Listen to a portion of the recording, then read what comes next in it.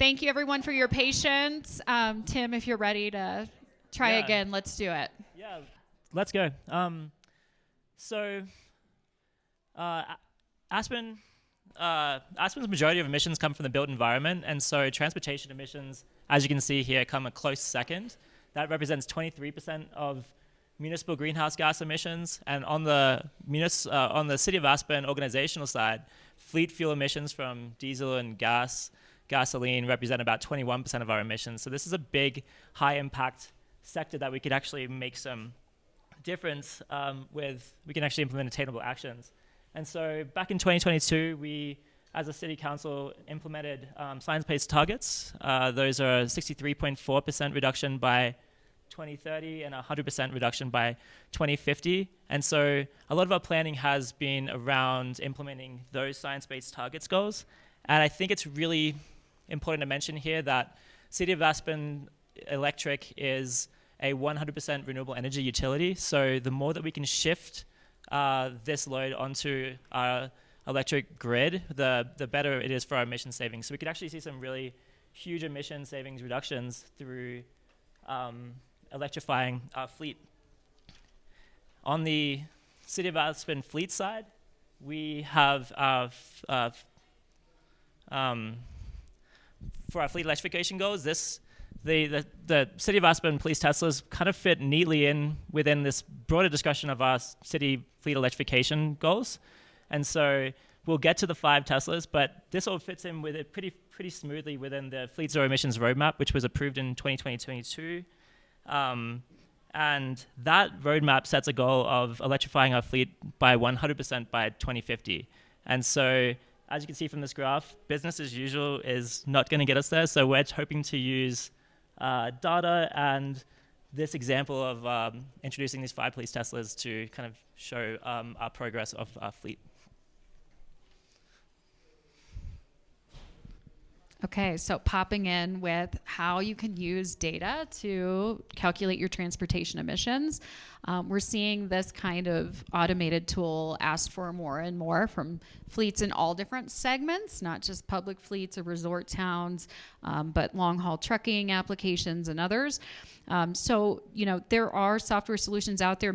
If you have a telematics system, there's probably some baseline GHG reporting that you can get from that system today that you might not be aware of.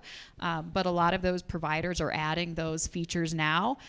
It is somewhat of an estimate. It might not necessarily be based on the GHG protocol or the Moves 3 protocol, that's set by Argonne Labs and national standards for reporting compliance, but it might give you a good estimate if that's where you start. There are more sophisticated tools out there now that can use your fuel purchase data, your fuel transaction data, and or your telematics data, and then properly apply those methodologies like GHG protocols or Moves 3 methodology, for example.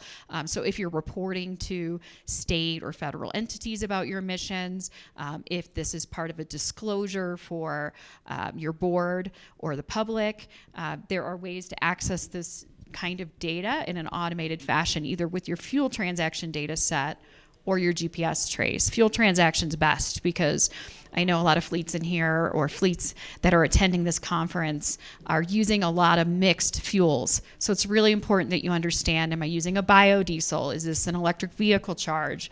And you're applying the coefficients correctly based on that and based on the vehicle type.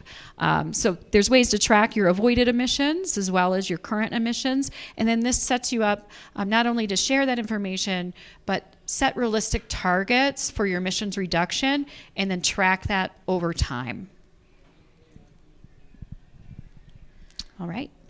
So within our city, we wanted to tell a good story about how we're using electrification and kind of alternative fuels within the fleet. This room is kind of small, as you'll see, and there's a lot of other things going on right now that you could be at, which to me just says that fleet isn't typically people's first priority, but we use it every day, and our Teslas are just a good example of kind of taking the leap and buying a big purchase that we needed at the time and choosing to do that with kind of climate and strategy in mind. It's not our first EVs in the fleet. We've had Nissan Leafs, we have GEM electric vehicles, we've had some Chevy Bolts, and a lot of hybrids. But it is by far and wide our largest fleet purchase. We started, as you can see, in the Aspen Police Department with some unique vehicle choices. They got on the Saab train back in the 70s, and then when Saabs came kind of due for replacement and they weren't going to meet our needs as a city police force anymore, we looked into hybrids. We started buying Toyota Highlander hybrids, and the hybrid market was kind of new and upcoming in the early 2000s. And then we started looking at Teslas as an opportunity for electrification. In 2021, one of our police chiefs at the time, Linda, really took charge and said, we want to do this. How are we going to make it happen? And everything we're going to talk about within the police department today is really her kind of championing this cause. I wasn't with the streets department at the time. My predecessor wasn't in his role at the time. We had some kind of old government employees who weren't really interested in spending hundreds of thousands of dollars on electric vehicles when they didn't think they were tested and proven in municipalities and especially in mountain environments. Switching to a mix of hybrid and internal combustion engines or ICE vehicles was kind of a big deal, and we didn't necessarily know how we were going to accomplish that. Linda took really the lead of getting funding through city council and looked at total cost of ownership, but really that upfront cost. And then we'll get into kind of some key considerations of what that looked like down the line. I think maybe in our next slide of key considerations. So when we're talking about fleet purchasing and life cycle cost, this is my bread and butter in fleet operations management. I've been buying and selling vehicles for a really long time, and you have to look at a lot of different things, as you know. So it's not just about how are we going to fuel, it's what type of vehicles do we need? What is the upfront cost versus the total cost of ownership, or your daily cost of driving, your fuel, your maintenance, and then what's the return on investment at the end of the day? How much are we getting back at auction, or are we just going to drive these things into the ground? So all of those go into what type of vehicle do we want? How are we going to right size our fleet? And with that right size, can we make it electric, or can we make it CNG, or can we make it hybrid? What's the best fit? And Linda kind of determined that Teslas were going to meet a lot of those requirements. And so we made the purchase into 5 Teslas for the police fleet, and they replaced Ford Expeditions and Toyota Highlanders, which was really good timing. We had 5 already kind of budgeted in the replacement plan, and we just had to get some supplemental funding from their operations budget to make that happen. So charging infrastructure for the police department was actually an anomaly. It was really straightforward. They just built a brand new all-electric building, I think back in 2019, and so there was a bunch of available panel space and capacity to run charging infrastructure through the garage to basically serve this first launch of Teslas within the fleet as well. Along with kind of infrastructure, which is not really my forte, I just like things to be able to be gassed up and driven. We wanted to look at how much greenhouse gas emission reduction are we going to have. And that's something where, honestly, we were able to now use a lot of the Sawatch data that we got from the telematics devices. And into inputting kind of that information informed our decisions later. One thing that's really important with police fleets are the suitability for police operations. With electric vehicles, we ran into some problems that we'll get into later, but we wanted to make sure that these were able to be driven at 8,000, 9,000 feet elevation. And are they going to freeze? Are the handles going to freeze if it gets a lot of snow and ice? Because those Tesla handles, you have to press to pop out. So some of those like smaller considerations were definitely in the forefront of people's minds, as well as can we upfit them appropriately? So along with that total cost of ownership in, say, a regular pickup truck for your parks department, you also have to think of all the extra things that require power in a police vehicle. So we had to upfit, and we had to partner with different upfitting manufacturers and companies to say, hey, we need lights, we need speedometer or the speed camera things, we need all these different switches to connect to different things, and then we need a gun rack in the back, and we need safes and just all that stuff. We need to take out the back seat and put in a plastic one so they can spray it out when it makes a mess and all of that. So we had to make sure that these vehicles could be equipped with all of the extras that were required for police operations in general. Yeah, I think just because of the different styles of police operations, we ended up with 5 Teslas with very different, unique operations usability use cases. So one was fully retrofitted for APD active police duty work that included sirens and everything. There was one community response officer vehicle. This is the vehicle that you can see right there. This was actually really cool. The APD ran a competition within the school, and school kids got to design the actual decals on that vehicle, which was really fun and created community buy-in. And then there was 3 administrative and detective vehicles that had, again, just lower levels of police equipment installed. So we actually got to see, with this initial purchase of five sort of very different operations use cases, which was really interesting for us. The next item would be, we had to kind of make sure that police were okay with this change, this overhaul of operations. So staff education was really essential. What that meant is that police officers had to get the app and understand how to charge, and we had to create charging SOPs, so make sure that vehicles were charged at the right time. And then just extend off that, community buy-in was the next one. I mean, I think when this came out, it was like Aspen's used to have subs, but now we've got Teslas, and I think there was a kind of big, I think, launch of support for this sort of big dive into electrification at the city. And I think this had a lot of community support, and it was just a lot of kind of funny stories floating out there of Teslas pulling over people for speeding when they didn't realize that Teslas were police vehicles. So I think that was a really cool example of that.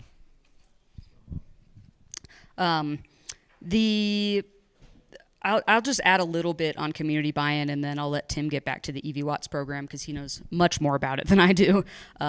One of the big things with community buy-in is also operator buy-in, and police departments and general government employees don't always have that buy-in. So if something costs a lot and maybe it's a little new, not what they're used to, they get stuck in their ways a little bit. And us as government employees, we feel that. And so being able to convince our patrol officers that they want to drive these vehicles was a really important aspect. And we did that through, as you said, staff education of, here's what you're going to be sitting in. Here's the fit and the feel of the vehicle, because they're going to be driving it every day. And then within that department buy-in was really having a lot of leadership from the top down within APD, and having the chief on board and Linda, the chief administrative officer, on board and saying, hey guys, we're going to be using these and it's going to be good, and here are the reasons it's good, and then putting them into circulation was, I think, huge.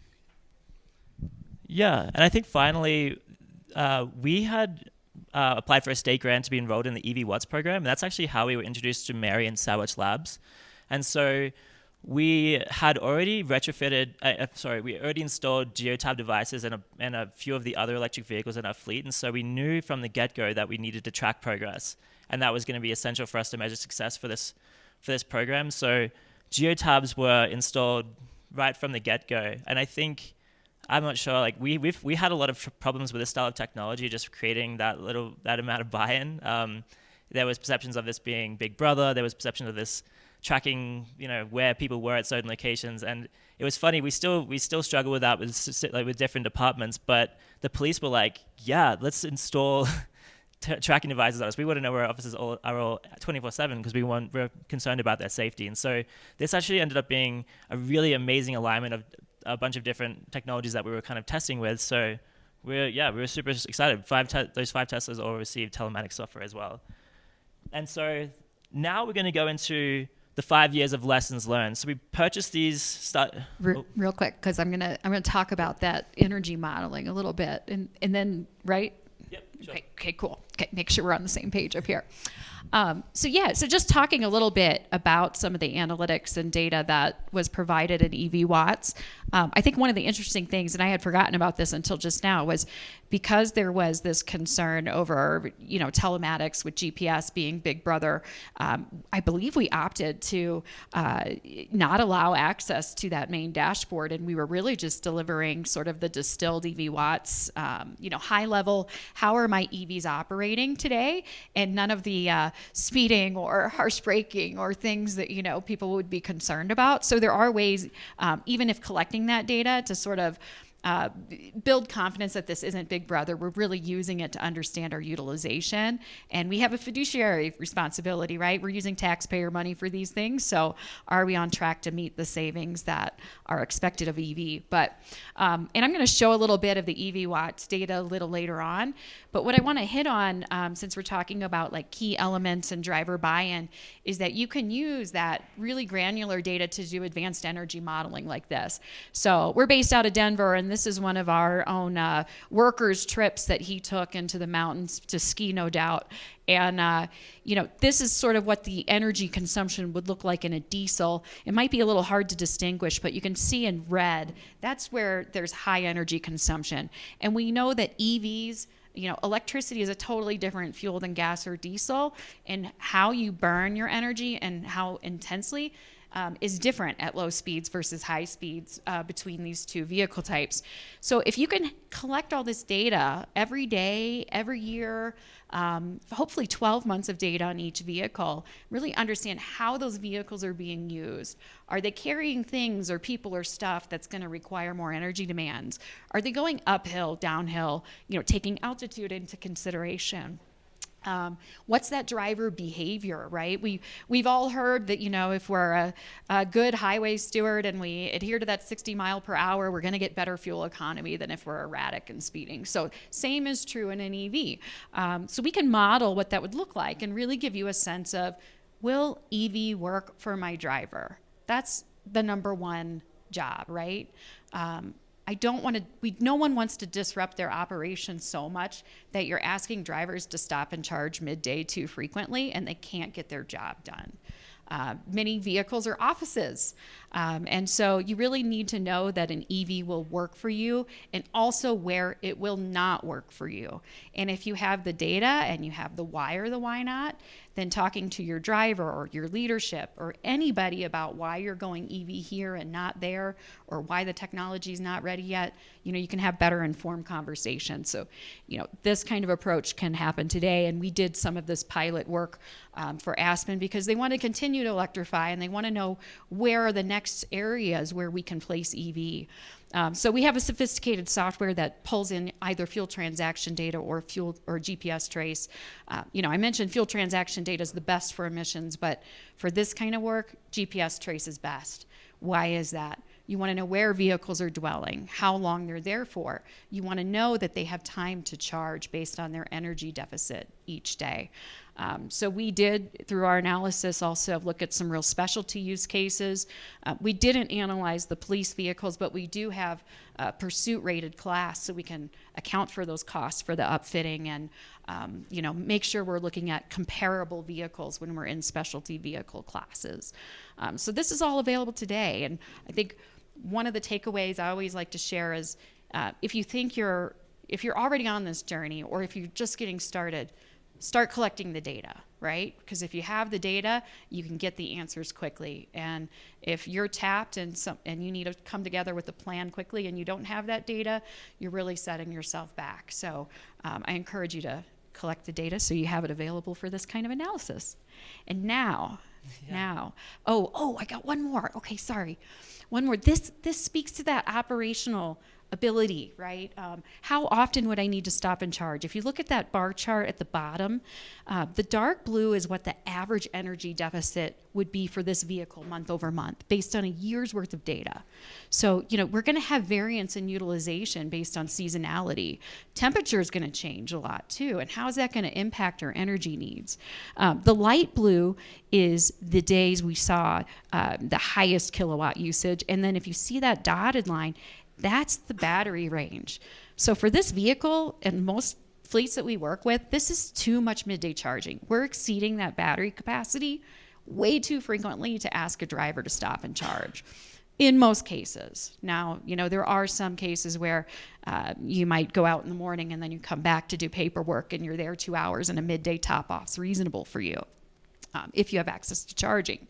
But you can project, what's my average daily energy use? What's my max energy use? How frequently would I exceed that battery? So again, if you're talking to your driver or anyone else, why you're making this decision, why an EV fits, why it doesn't fit, you're not just saying, we think so, or we have an estimated range and you only go X miles on average. You can look at the energy and you can tell them with certainty, like, you wouldn't exceed your battery capacity, or we can expect it once a week and we think you can charge.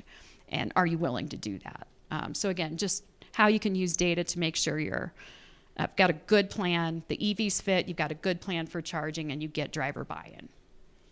All right, and now we're lessons learned. Thank you.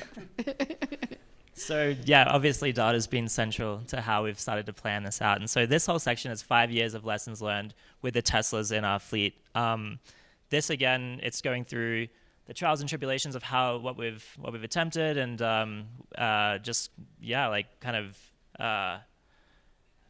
this was our largest and boldest fleet purchase that electric vehicle fleet purchase that we've ever made. And so APD's fleet purchase was about 20% of their fleet at the time. And so we've just tried to kind of capture those insights into this rest of the presentation piece. Long story short, it worked really well. We've increased the number of Teslas, and we've increased the number of EVs in the Aspen Police Department fleet. We've now got 7 police Tesla Model Ys in operation and 1 Ford F-150 Lightning. That represents about a third of the APD fleet, and they're still looking for more ways to continue to incorporate more EVs into their operations. In terms of the entire fleet, we've got 15 electric vehicles out of 161. How would you describe that? So that'd be your highway-rated vehicles, including things like dump trucks and street sweepers. What isn't included in that 161 is any trailers, any small equipment. So we've got a pretty big golf department, a pretty big parks department, and they use things like UTVs, ATVs, work carts, and all of those. If we included all motorized assets, our number is 58 electric and hybrid out of 290, which is about 20% of our overall fleet, which I think is getting us to a really good starting point. The end goal is obviously really close to 100, and I would say that some of the lessons we're learning is that it's not easy. Every vehicle purchase has to have a lot of justification to get that buy-in from department heads. So APD, like we said, was almost easy because they initiated it all themselves. So on my end is the fleet manager. The fleet manager was like, good luck, police department, have at it. Like, we'll support you in word only. We're not going to spend any money or time helping you. Now the point we're at is really trying to help departments see the value and find any sort of money that's hidden in the works that can be dedicated towards these replacements. Using that data is super crucial because that's how I can go into a conversation with someone who's a little hesitant and really convince them that this is a good opportunity for their department. Some of the other things that we're looking at is like, how do we go about buying them? In the government, it's a little bit tricky to buy things that aren't normal, and funding was a key piece to that. So within our zero emissions roadmap that Tim, I think you might have mentioned earlier, buying electric is in there, which means that City Council has signed off and said, yes, we're on board. And that's a huge first stepping stone to getting funding for these things. So getting your City Council on board, getting members of the public on board, voting citizens, and as well as your departments and your government employees is huge, because then we can take potentially some operational budget and put it into capital in order to make those initial purchases.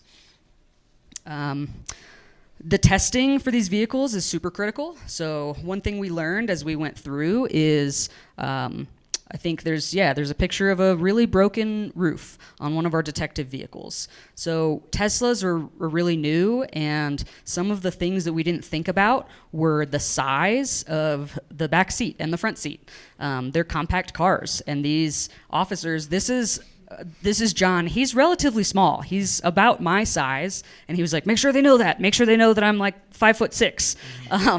And he really wanted to point out that his duty belt is side to side touching all of the vehicle.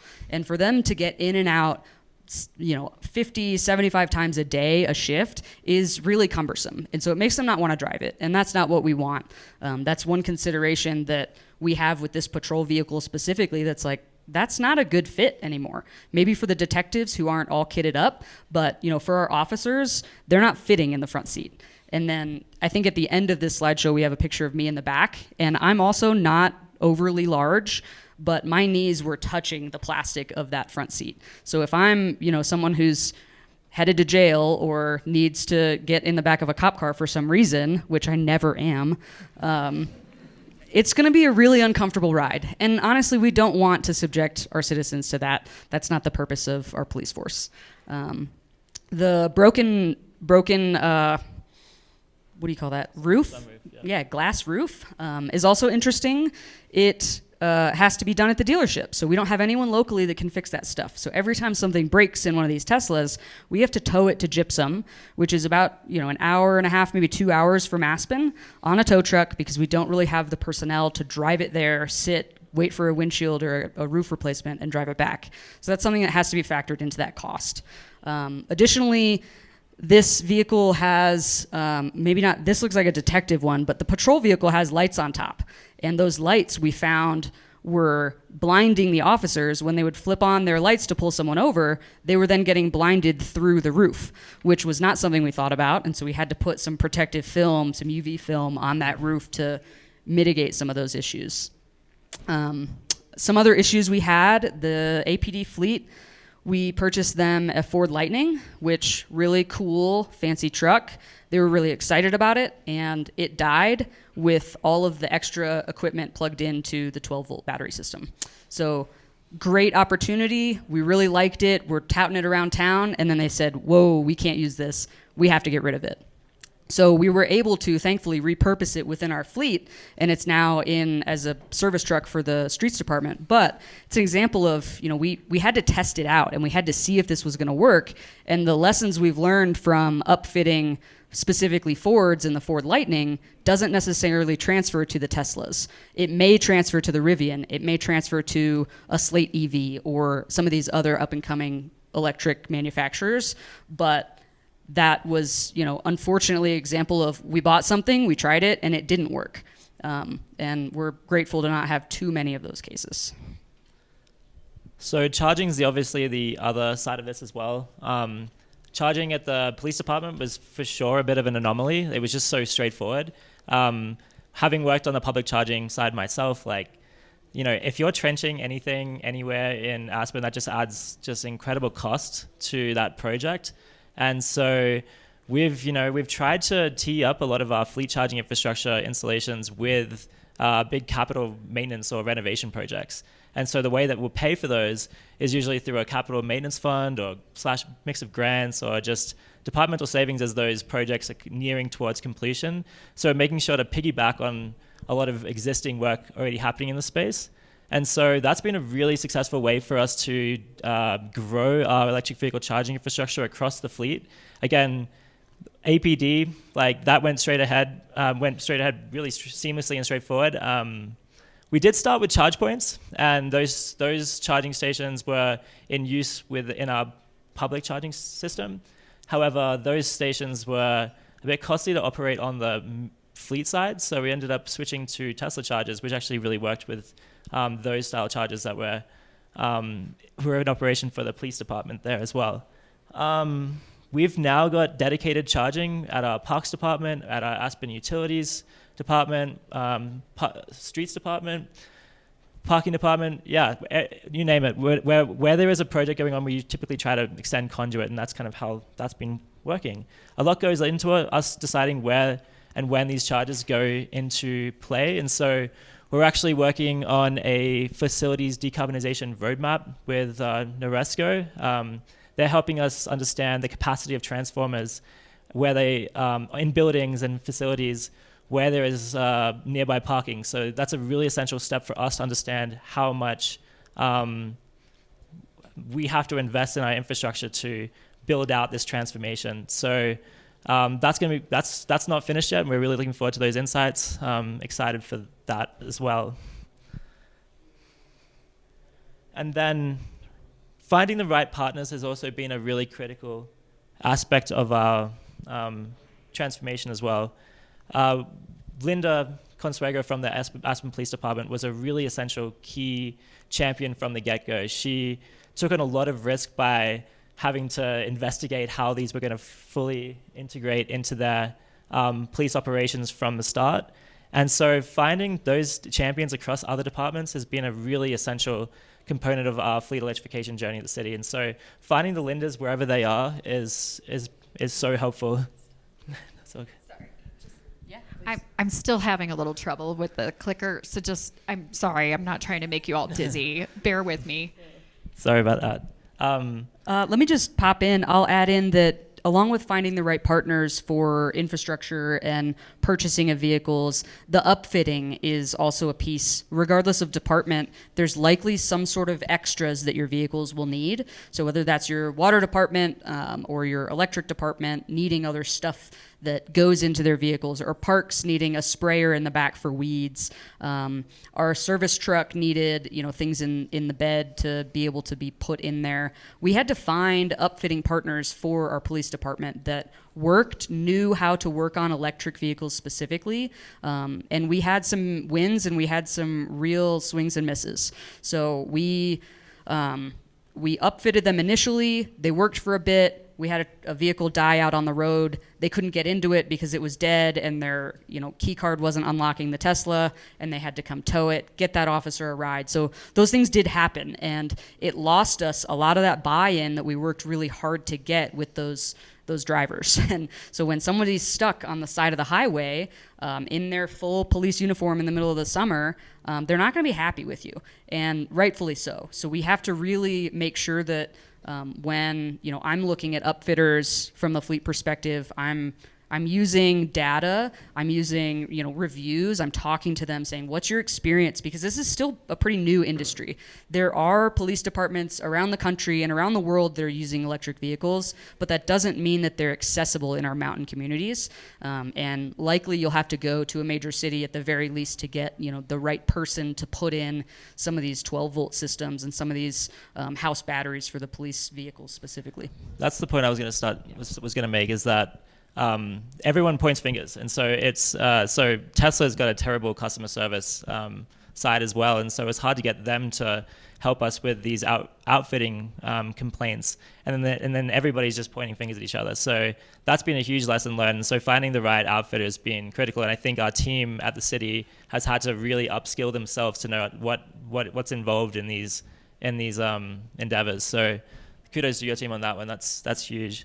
Yeah, and there's new people doing this all the time. So we get, I'm sure you all get contacted with folks saying, hey, I upfit vans, and we got solar, and we've got whole electric systems, and that could be an awesome fit, but it also might be terrible. So it's such a new industry that we're really having to look at the product and saying, I need to see some, really good examples of what you've worked on.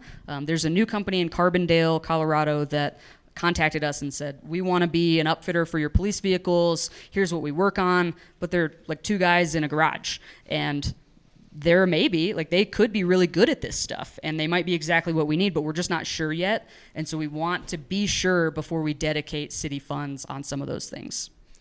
And so finally, on the finding the right partner section, is that we did get really lucky. We found a local electric vehicle charging contractor, and he's been so helpful in helping us sort of right-size our charging infrastructure and just letting, conducting analysis on our charging needs. So I think that's been an essential part of this build out, as well as just having to tap in the right people. And for us as well, being Western Slope, it was just really helpful to have someone in the local area instead of coming out from a distant city as well. So we talked a lot about buy-in earlier, so I won't go really into depth. I want to leave plenty of time for questions. But one thing I'll say is that we don't want to lose that buy-in, and I think I just mentioned that, but also we want to make sure that we're adapting to any changes that the department needs. So just because our police department has 5 Teslas and a Lightning, or 8 Teslas, 7 and a Lightning, something like that, doesn't mean that they're going to want one more next year and one more the year after and one more the year after that. It doesn't mean that we're going to replace Tesla for Tesla. Every time that a vehicle is going to come up for replacement, we're going to try and use as much data from similar technology as a telematics or a geotab device, and we're also going to talk to the driver about what they need, and then we're going to look at the finances and say, what is really our best use case here, and how can we right size this for the next 8 years before we get another replacement? Because as you guys know, we buy these vehicles and then we're kind of stuck with them. So it's not like you can just sell them next year if it's not a good fit. You're not going to have that money in the bank next year. Yeah, I think Okay, so kind of pulling back to the data, and thanks for your patience. I think I figured out what's going on with some of the. I promise I know how to use a clicker, but I am going to back up a little bit here to just show you how you can use some data for the infrastructure planning. And I do have to get back quite a bit, so just bear with me.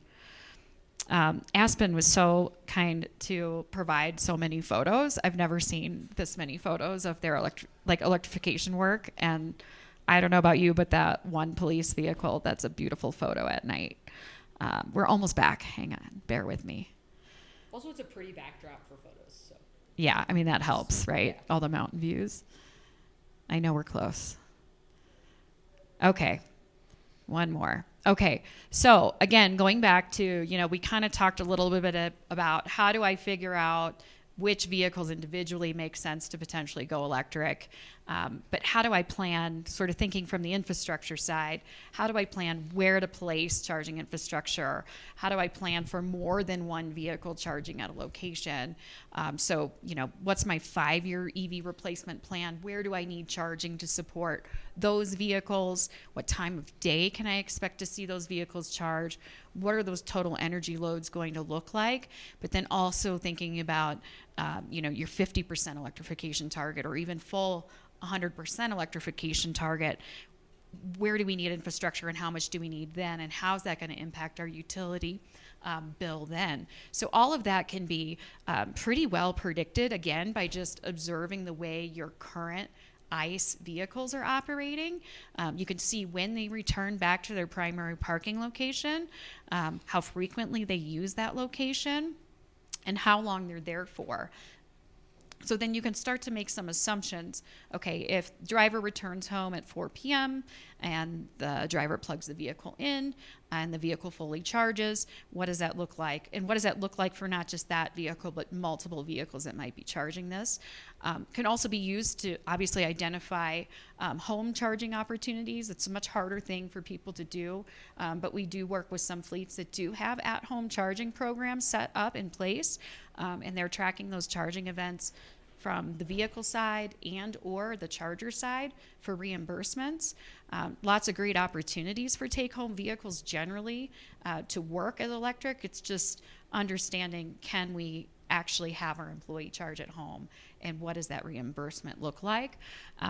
We also have fleets now that are they're trying to tackle the take-home vehicle charging by building a vehicle hub. So employee may have to find their own way to a vehicle hub where there's a motor pool and check out their vehicle for the day. But each night those vehicles return to that location and charge. So if you understand what those individual projected energy demands are on a per vehicle basis, it can really set you up for understanding not only where you need charging infrastructure, but what level, what type, what you need for near-term goals, and what you need for long-term goals. So just a little bit showing those energy demands, time of charge. It's a pretty common peak that you see when most drivers still in most operations return home between 3 and 5. If they all plug in, what does that look like? Our month-over-month demand there, so you can see seasonal variance, and then of course where to site chargers. And I just want to do a deep dive. This was for a state fleet analysis we did So what more can you do with that data? There's lots of things you can do with that data I showed on the last slide, including understanding if you want on-site generation, or do I have opportunity for V2G, maybe for some of our more progressive fleets. But this is an example of what anybody can do with this data, and what our analysts kind of help walk through, which is what if I had a 1-to-1 charging ratio, right? One charger for each vehicle, a dedicated port. That cost in this scenario, this was about 50, I want to say this was about 50 light duty vehicles at one location. That's going to cost over $1 million for that infrastructure, based on their provider, who they're sourcing their charging from. We did not give them those costs. They gave us their costs, okay? But what if we reduce the number of EVSE that we installed based on looking at vehicle activity? How often are vehicles active during the week? Then we're stepping down. Stepping down further, what if we looked at the battery percentage remaining on the vehicle, and we had a program where you only charge when you hit X percentage, or you only charge every third day based on your pattern? How can we further optimize? So finally, stepping down to the recommendation, there's a $660,000 difference between the 1-to-1 charging scenario and having that optimized charging, and having those, you talked about those charging SOPs in place, could save you a lot of money on the initial infrastructure. And then of course, with managed charging and other solutions, you could optimize based on time of use rates and things like that as well. So wanted to touch on that. And then I think at the very end here, I had some of your EV watts data. Sure. Do you want to go through that? But you got to go through all these slides again. I'm so sorry. These are good slides, though. They are. I mean, We did some training with Pitkin County, which is one of our really close partners in our Roaring Fork Valley where Aspen is. And it was electric vehicle mechanic training that I was actually able to go to with two of my mechanics, and kind of telling us some of the pitfalls that electric vehicles have. And that's in that shop, we were able to see the inside. So there's a lot of good partners just with that education piece on the mechanic side to help your shop feel more comfortable working on these. Some of the danger stories that you hear are mechanics getting electrocuted and having to be pulled away from the vehicle with a shepherd's hook, which can happen. And so you want to have that knowledge base to know, hey, what can I work on in-house? What do I have to farm out? And so we were able to tie in, hey, we've got these electric vehicles, we want more. What level of training can we provide mechanics, within our capability, which was awesome. do you have some training coming up? Don't you? What were you sharing? Do we? No, that's a separate program. EV education. I thought you were, but the campaign. Yeah, we do. We're working with the state of Colorado to do partner with them with their EV campaign that they're putting on. They're coming out this week to talk to some of our employees, get some footage of some vehicles to help educate the public on specifically work truck capability with electric vehicles. So we are, fortunate enough to have these Lightnings. Right now, Ford Lightning is our only electric truck that we have, but we're using them in a lot of different ways. Also, the county has electric Chevy Silverados that they're using really widely, and having a lot of really good early success with that. On top of that, we do have outside training that we've been working with some different companies.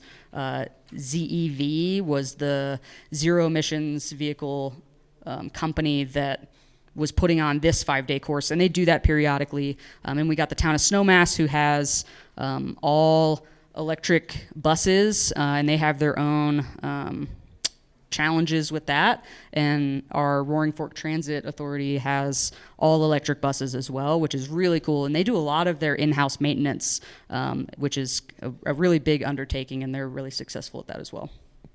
Yeah, thanks for touching on that. And Colorado's been doing a lot to follow what California's been doing on the training side. And I know they're building in technician training programs, even at the high school level, for electric vehicles. And I did see there's a training coming up. I forget where it's at, but there's something coming up. So if anybody's looking for that specifically, let me know. Happy to share some resources on that. So I just wanted to share a little bit of the data.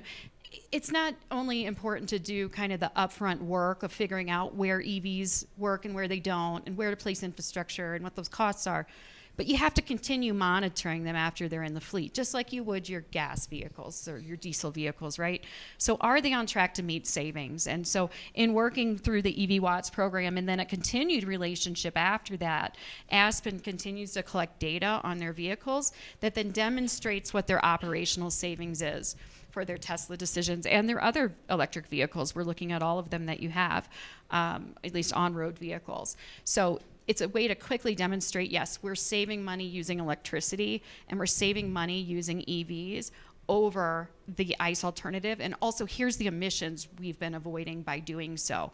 So I think especially early on, it's really important you collect that data to make your business case, right? You had to make the business case to get your first few EVs. Now you want to do more.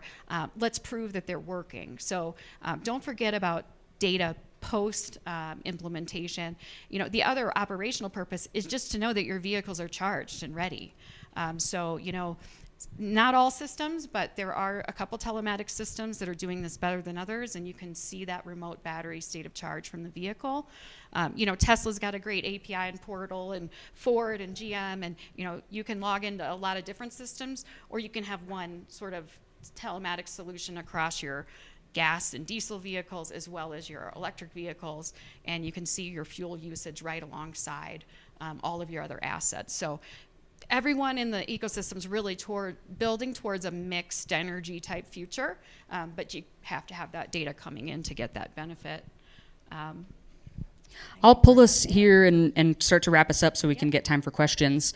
So we've kind of gone through the story of what we've been doing, and we're also doing a lot of community outreach. Now that we have these electric vehicles, we can use those to help train folks on how to charge and kind of getting rid of some of that stigma and fear that people have with electric vehicles, working on them. We've done some first responder training where now they know in our area how to cut the power safely.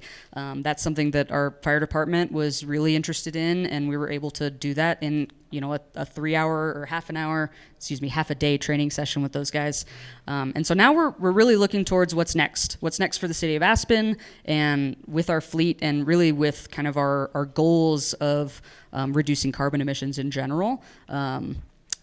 We're using the data that we have from our Teslas and from all of our vehicles that we've put these telematics systems into, and we're using that to inform our fleet replacement planning. So the goal is all electric by 2050.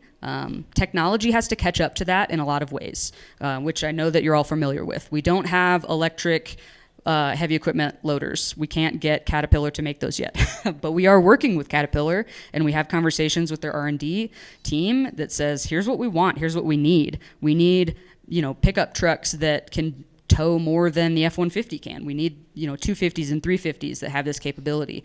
We need big dump trucks that can do the same thing. So we're not there yet, but we're there with a lot of stuff. And so every time I look at a replacement plan for the upcoming year, I'm pulling in this data now, and I'm able to say, hey, we've got these vehicles up for replacement. These are going to be good candidates to make electric, and here's why. And so then I can go to the department and say, here's what it's going to cost. Here's why I think we should do it, or here's where I think we absolutely should not do it. If you've got a bucket truck, we're not making that electric.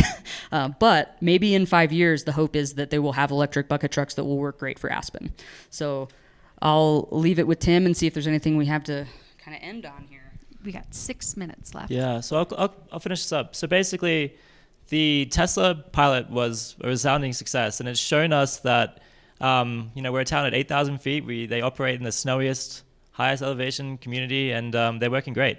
And they've provided a really we've learned from the patrol vehicles, as we've said, that data said that was like pretty good on operations, but we've also then, when we outfitted it, it didn't really fit the use case super well as well. So we've learned that outfitting those vehicles, being the hardest types of vehicles to outfit, makes every other vehicle that we're trying to electrify so much easier, and that's been a huge lesson learned. And so we're all in the city of Aspen to electrify our fleet, and we're just excited to continue to deploy lessons learned. So any questions? Sorry, technical difficulties put us off, but we've got about 5 minutes. Sonia's hand was up first. Hi, Sonia Mason's Route County, so Colorado. Been talking to some other counties that are similar to yours about this topic, and I'm glad you recognize the challenge of home charging, because we're struggling with that. But I'm interested more in the financial side of things. You know, we've got 5 Blazers and a Lightning, but we haven't had them long enough to feel like we have any really good information about, like, are we saving money immediately, over time, maintenance, and then kind of related to that, and I don't know how you do your chargebacks or how you guys fill your vehicles, but like people who are using the electrics are getting the same fuel charge back as a fuel vehicle, and so they're struggling with that, but we haven't quite cracked that nut. So have you guys dealt with those issues? Those are still work in progress. So what we've seen is that it did take a lot of upfront cost to retrofit these vehicles. So they were expensive right off the bat. But through operational savings, we're seeing, if compared to the Ford Explorers that they replaced, like 70% operational savings, which is huge on fuel cost.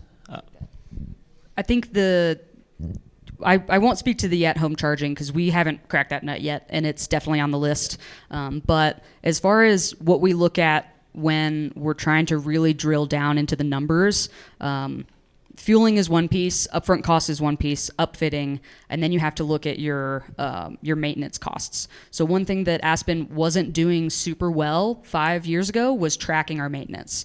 And so we have some data on what it was costing to replace tires, to replace brakes and things like that on these Teslas, but we weren't doing it really well. And so we've only really, to be fully transparent, just started to track some of those maintenance costs. Now we know with our ICE vehicles what the total cost of ownership is over the life cycle of the equipment. But for the electric vehicles, we were relying a lot on projections of that data, and we haven't sold any yet. So we don't know what that revenue is going to look like at auction either.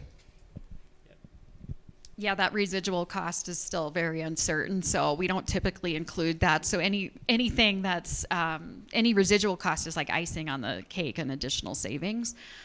So at-home charging, there are some solutions out there today that are more easily removed. So, you know, you think about going to the lengths of installing charging infrastructure in someone's home. If you can get past all the policy and things to do that, what if this employee leaves? So there are some solutions that are designed to be a little more easy to install and remove.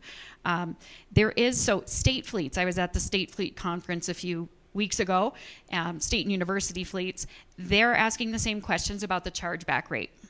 And they've actually been really pushing National Renewable Energy Lab to pick up a project to really understand, give them guidance on what that rate is, because we have guidance in other fuels, but not electricity. It's just not there yet. So fleets that I see doing it in the public sector are working really hard to update utility rates. They need to know where charging is taking place, under what utility, and what that rate is. And that might depend on time of use rates. So it's a very complicated process. Or they've just determined sort of a flat rate chargeback. And then frankly, there's still governments that just, they have charging at City Hall and it's not metered or monitored and people are just charging. So it's a real mix, and it's a bit of a wild west out there with home charging. Should we try one more question? Yes. Right here? Sure. I appreciate your optimization analysis. I get it's not financially makes sense to buy one-to-one chargers. So when you're dealing like with a fleet of 20 vehicles, and let's just say you determine you only need 6 chargers, right? How do you make it idiot-proof to where the people that drive those vehicles know when to plug it into the charger? And how do you manage that? That's what we're working on as standard operating procedures. So it just needs to become part of protocol at the end of the day. I know, but you're driving this car. How do you know what the charge of all these other cars are? How do you know if you plug your car in at 20% or you got 3 other cars at 10% that need to be plugged in first? And how do you manage that dashboard unless you got someone that manually goes and does it for all the drivers of the car? Some people are still doing it that way. But at least software solution? there are lots of software solutions, and there are also solutions where you can have a bay of chargers installed, and you can have a plug available for all vehicles, and it'll kind of modulate what that total power available across all of those vehicles are, and have you kind of set in a time when all those vehicles need to be charged for the day, and it's a smart charging, managed charging solution that does the work for you. With the telematics system, you can set notifications when battery state of charge falls X% and we're near a charger, send the supervisor a notification. But it's not perfect. I mean, it really comes down to people understanding what you need and talking to your drivers and getting those programs in place, but then also having the data to make sure they're doing what you asked, right? If you don't use your plug-in electric hybrid, if you don't charge your plug-in electric hybrid, it's just a really expensive ICE vehicle. Yeah.